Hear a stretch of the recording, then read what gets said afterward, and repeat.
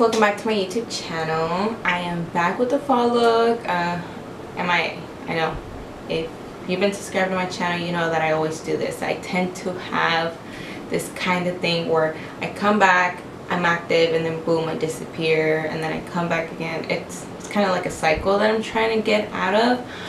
But this time I want to be a little more active, not only with makeup looks but also with fashion and other things. I did have a recent lookbook that I will link here in the description box. All of the products that I am incorporating in this video are new that I'm using as well, so it was a great opportunity to film. But other than that, I also incorporated techniques as usual. I hope you guys like the look. If you want to learn how to achieve it, just keep on watching. Hit the subscribe button somewhere down there. Other than that, stay tuned. Alright, so I'm going to start off with a new product that is by Morphe, and it's a brow pencil. I actually got their new brow kit. I feel like I can't talk and I'm like messy. Anyways, they did launch a new brow kit that brings the brow pencil, the pomade, a brow clear gel, and also a highlighter pencil. Before filling in your brow, you actually want to brush your hairs on the natural side of how they grow, meaning that, say if they grow upwards, you want to brush them upwards. If they grow downwards, you want to brush them downwards. And how I fill in my brows is first with the pencil. I fill in any empty spaces or gaps that I have. I don't try to define much of my brow with the pencil. I just slightly kind of fill the areas that I don't have full-on hairs. And then of course with the pomade is when I add depth to it, and then again definition. So right now I'm just slightly filling in gaps, and if I do, I just slightly define the arch, but I don't really do much definition to it. Just start filling in those gaps there. You don't want to over dry your brow. You definitely want to follow your natural hairs, so it's not too dry nor too soft where the product will smear as well. And it's only $5. They do sell it individually, but the kit is $18. Why not get the whole kit if you get everything? Now I'm going to go in with my concealer, and I'm using a Morphe M421 brush to actually clean up the area underneath.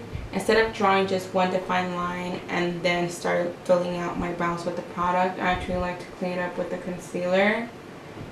It just helps more, and you use less product as well too. And this actually helps you define your brow even more, just because you'll focus on the top area. I don't really like to focus on the lower area of the brow, just because if you're going to use concealer to clean it up, why try to perfect it? It's just a waste of product and a waste of time. Now that I clean my brow with the concealer, I'm going to go in with the pomade, and I usually like to take a little bit of product. Also, the Morphe brow kit brings a brow brush, which is so nice, because my other one from Mikasa was kind of getting a little bit old, which they're so good, the brushes from Mikasa Beauty. I will list my discount code for them in the description box. So like I mentioned earlier, I like to darken in my brows with the pomade and define them even more. And then again, they are already cleaned up from the area below, so I don't have to worry about going in and making sure that it's super defined when I'm just filling in my brows with the pencil. I can always do it with the pomade. A lot of people like to go in with the clear brow gel right after they finish filling in their brows. Personally, I don't. I like to wait after I finalize all my makeup, just because you're going to be applying foundation, setting sprays, setting powder, and you're going to be moving product around, so there's no need to having to fill in your brow again with the pencil or the pomade.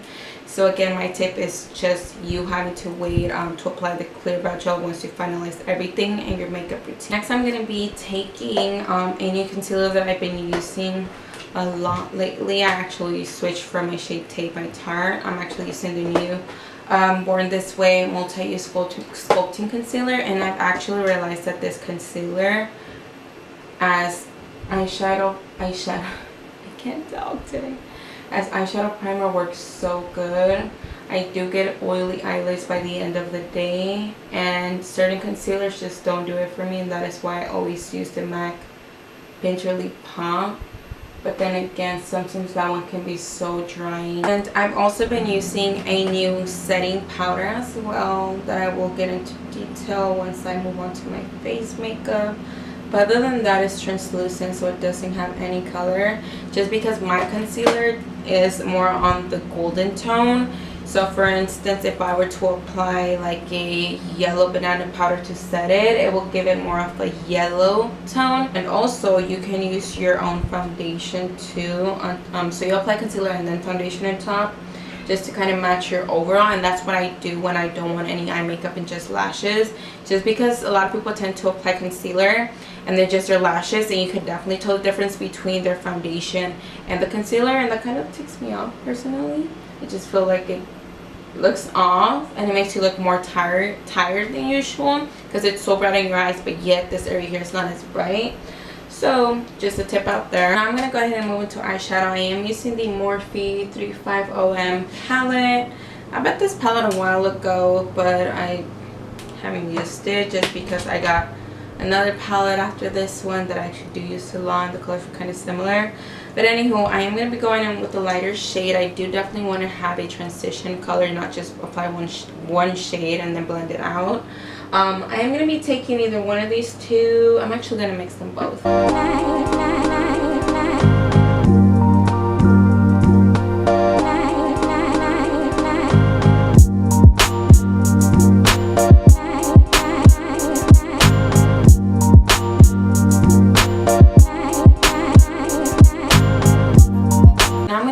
Shade. I'm actually going to be taking this one here in this corner, and I'm actually going to be taking another blending brush, and I'm going to dip it in here and just blend it on the lid back and forth.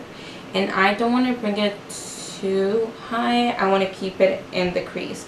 So this is where my crease is at, and as you can see, it's already adding definition to this eye look. So the look is fine just like this, but because it's me, I'm going to go ahead and apply a deeper shade that it's in a similar tone. I'm actually going to be taking this shade over here, which is from the I Love Saturday collection. I think it's either Poquito Más, whatever situation. I can never read the names in the back and never really pay attention. And I am going to be using the same brush that I was using, the Mikasa E320. Again, I do have a discount code with them. If you guys want to save some money, I'll leave that in the description box. But anyways, I'm just going to slightly apply some, and this is more like a terracotta shade, brick shade, like a sienna. I don't know how to describe it. It's so pretty and I love it. Kind of a red earthy tone, and I'm just tapping it on the lid just slightly. I really don't want to bring it up. I just want to keep it here on the lid, and I'm actually just tapping rather than blending it out. Also that I'm going to be taking are by Baddie B, which is a Jenny 69 brand that she recently released. And the lashes that I'm going to be taking are instahoe. These lashes are so I'll be taking my lash glue, the Duo Brush On Adhesive with vitamins in dark. I like more of a dark shade blue than a clear one. So the eyelash is already cut to my eye shape. I've been wearing it a few days now, so I can actually just apply it on without cutting it. And what I like to do is just look a little bit downwards, apply it first in the center and then in the outer corner, and then I move over to the inner corner over here.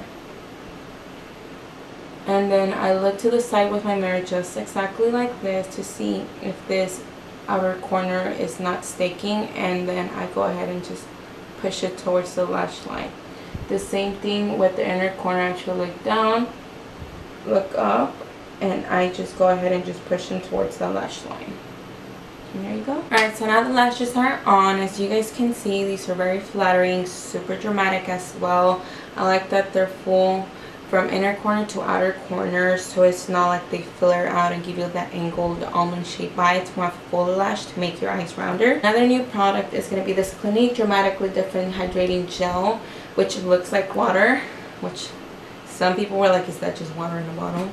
No, it's not. It's just clear. And I also like that this product, after you apply it, like it hydrates your skin, but then it dries down. It's not like certain moisturizers where they stay sticky after you apply them. This one's very hydrating as well, and I really like it too. Another new product that I've been using on my skin as well, for my night skincare and anytime before I apply makeup, it's a NYX, I think that's how you say it, toner. It's a Balancing Force Oil Control Toner. I don't know exactly how I feel about it just because I recently started using it. But I feel like I've been getting breakouts, so I don't know if this is pulling out junk from my skin or it's actually having a reaction to it, because I have a few breakouts honestly that I'm just not happy about. It's not like my regular toners that I use where, you know, I just use it and then it dries. This one kind of has more like of a sticky kind of feeling, like a hydrating type of thing. But other than that, I will keep you guys more up to date. Go ahead and use another moisturizer. My Murad, this is the Hydrodynamic Ultimate Moisturizer. This one is on the pricier side, it's $75. I've been using it for years and I love it. Murad has helped me a lot with my breakouts. I do have a skincare video, but I'm actually gonna have a new one that's also updated with what I'm currently using.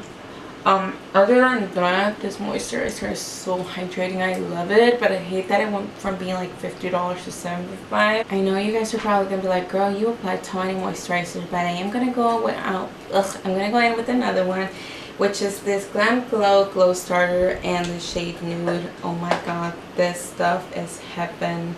I've been using this for months already. I got a little sample at Sephora, and I cannot tell you how much this product has changed like my actual skin foundation game. Like, it changes the consistency of your foundation. So now I'm going to go ahead and move with the final product, which is going to be my professional primer. I love this stuff, my favorite primer ever. I apply it on my areas that I have pores. I don't use a lot of product because you really don't need it unless you have pores all over, then of course. I use it in a couple of breakouts just because I don't really want this area to be too glowy for it to stand out. I actually want it mattified. You definitely don't want to apply glow things to areas that you have a breakout. Go ahead and move on to my foundation, and I'm still using the Nars Luminous one, this one here. And I'm first going to go ahead and apply with the brush just because I have a couple of breakouts, so I really don't want the beauty sponge that's wet to absorb the product and give me a more of a light coverage. I actually want more coverage since, again, I have a few breakouts. If you don't have breakouts, then just do your normal regular foundation routine. I'm actually using a Real Technique brush. It's the square foundation brush. And it really is for foundation then. And what I like to do is, with no extra product, I actually like to go around my brows. That way I do not move any brow product around here, because when you do blend with the sponge, again, you have trouble blending anything else. So I just go in with this brush here and blend it out. So now I'm going to go ahead and start blending this out here, just because, again, the brush doesn't do a great job at blending. Anyways, I'm using this new concealer, Born This Way, and it's so good. It's like full coverage as well too, and it doesn't dry right away. I've also been using this new beauty sponge by Morphe, and I love it so much. I love it so much because, for instance, it doesn't absorb extremely a lot of product, and it has the two flat sides, so it's so easy to blend your concealer above your brow. Like, you could just be so defined without moving any product around. Also, I like it for this area too, just because I like, when I don't have any wing liner, my shadow to be more defined on this area here. So I'm moving on to concealer, and I'm still using the LA Girl in the shade, I think it's Espresso. So how I contour my nose is I draw a line below this area, just because I have a wider nose and it's rounder in this area. So I want to define it, and I actually just bring it down 2 lines down here. I don't do too much. How I blend it is with this stippling brush, which is a smaller one. This one is by e.l.f. I know Makeup Geek also has one. The cheek highlighter brush, Morphe also has one, the M436, but I'm currently using this with my Morphe. By e.l.f. And then with just the very tips of it, lightly, I blend it up and down. Not circular motion, just up and down, because I don't want to move the product from its primary area where it's at. As you can see, it defines it and it also blends it out. My cheeks, I don't like to apply too much product. I just do one line, and I always do it above where my contour actually areas are. So if I do this, it falls right here, but I do it above. With the same brush, I actually blend it upwards like this. And I don't like to take so much product because you really don't necessarily need it. if you're gonna go in with bronzer. Alright, so next I'm gonna be taking another new product, and it's by Beauty Bakery, and it's the Flower Translucent Powder. At first I wasn't so sure how I felt about it. I don't bake too long with it because I do notice that for some reason it gives me like a transparency kind of effect on here, which I don't like so much. I mean, I haven't been using this product I think for around 2 or 3 weeks, but I like it so far. It doesn't give me, because there's certain translucent powders that you apply and they're supposed to be translucent but they still give you the white cast.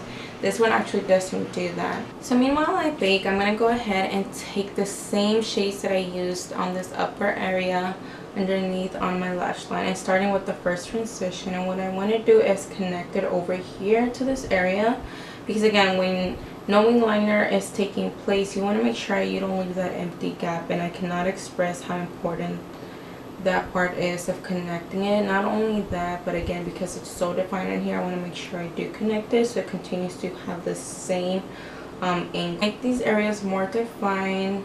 This is why I love this sponge, because it, oh my god, it just works for everything. I go ahead and apply a little bit of baking powder on this area just to clean up and continue having that defined cut there. Go ahead and apply blush, and I've lately been using this new one. It's Pink in the Town by NYX, and I'm using this Morphe E3 brush, which is my favorite. So what I do is I go ahead and give it a, you know, like a smile, kind of like a smirk. That way for my apples to stand out, and then I just go ahead and blend it. I'm going to go ahead and move over to highlighter. I am using the new Dose of Colors I Love Sarai collection. This one is in Soulmate. Such a gorgeous gold shade too. The wet finish that it gives, oh my god, I love it. So I'm taking the small brush and just starting here at the tip of my nose, blending it out with my finger, then down here. I'm going to go ahead and apply highlighter to my cheekbones just because I have a lot of breakouts at the moment, and definitely anything that is dewy, not dewy, but anything that's more like a powder that is gonna make it stand out will make any skin texture or breakout stand out. Like if I were to place highlighter here, it's definitely gonna make it stand out even more, and that's what I'm not trying to do. So we're gonna go ahead and put the focus on the areas where I don't have breakouts, such as my chin and my forehead.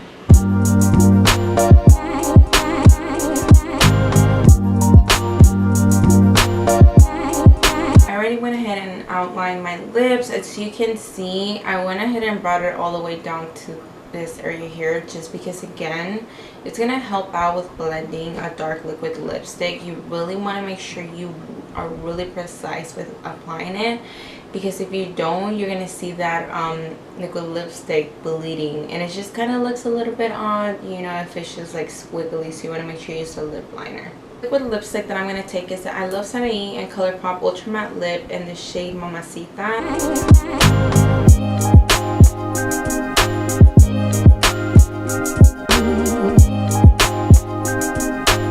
So the liquid lipstick is on. I'm almost done with the look. I'm actually going to go ahead and set it. I'm going to go ahead and use this Avian natural mineral water. It's not only water in a bottle, but it does help make any makeup shades more vibrant.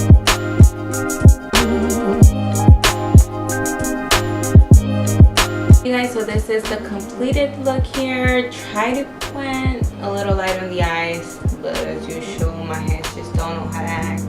But anyways, again, I did give you step by step on the shadow, on how light you keep it with how dark you can go. Again, I did not want to go dark on the bottom area either, because again, my lashes are already long on this area, so when I apply mascara, it makes them more defined.